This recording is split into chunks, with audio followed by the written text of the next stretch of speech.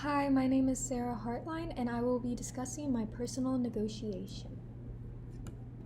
So the first part that we will be discussing is parties. The first party being myself, and the second party being Amanda Johnson, who is the owner/recruiter of Natural Stone and Design.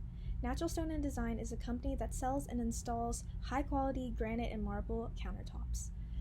The power dynamic that I have is relationship-based power because of our goal interdependence, contextual power because of my BATNA, and informational power because of my expertise in marketing. The powers that Amanda has are position-based power because she is the owner and she makes a lot of decisions, and relationship-based power. The goals for myself are gaining more professional experience, a $50,000 salary, a signing bonus, year-end bonus, and health insurance benefit. Her goals are to hire a marketer that can amplify their advertising to gain more clientele. So for the negotiation process, during the preparation, I made a Word document of the salary and the bonuses and the benefits that I wanted, but I also created a BATNA just in case the negotiation didn't go well. And that BATNA was other companies in the East Texas area that are also interested in hiring me. Through the bidding, I presented my reasons on why I deserved the $50,000 through my experience and knowledge, and they were also bidding counter offers. We haven't closed the deal yet. However, it looks promising.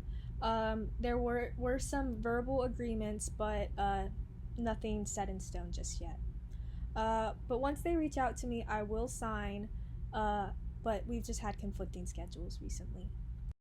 So the third part we will be discussing is tactics. The tactics that I ended up using were trial balloon, blanketing, crunch, bogey, and nibbling. I would say that blanketing and crunch were the two most important ones because I did the research and found the data for what other companies offer.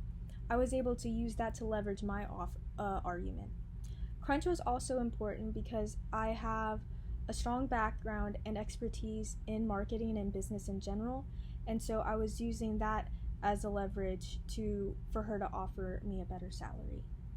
So for part 4, the framing approach that I went with was focusing on how badly they needed a marketer and emphasized the skills and traits that I possess that could be a real asset to their team. For the message components, I broke everything down from the salary to the bonuses to the benefits, and there was active participation all throughout. We were actively going back and forth with one another and asking open-ended questions. For the peripheral route of influence, I really focused on my credibility. As a person who's about to get her master's, I have a lot to offer the company, especially in areas that they lack. And I wanted to use that as a compelling argument as to why I deserve to be paid that salary. With all that being said, I was still remaining attractive. We were very cordial while going back and forth, and expressed that we would like to work with each other. For my substantive frames, the two aspects that I think are the most important are the starting salary and the health insurance.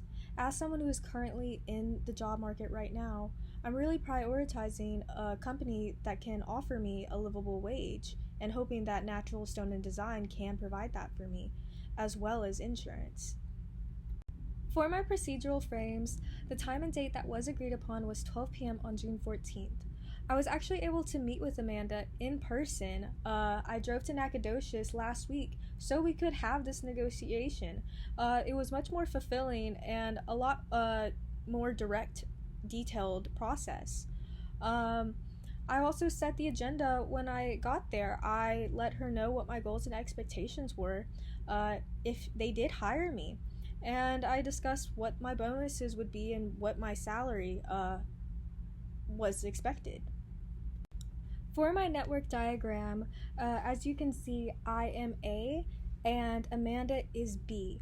So because I had known her prior to the negotiation, I put myself right here, not below linking pin or external, but because I'm trying to enter the organization, and I have Amanda right here because not only is she the owner, she's also the recruiter, so I put her in between gatekeeper and star. So for the outcomes, we have not had a written agreement yet, but Amanda is supposed to be reaching out to me by the following week, and it can be predicted that I should be receiving the job with the benefits and salary that I was asking for. Some of the lessons that I learned were by preparing for the negotiation, I was able to stay on track and stick with my overall objectives.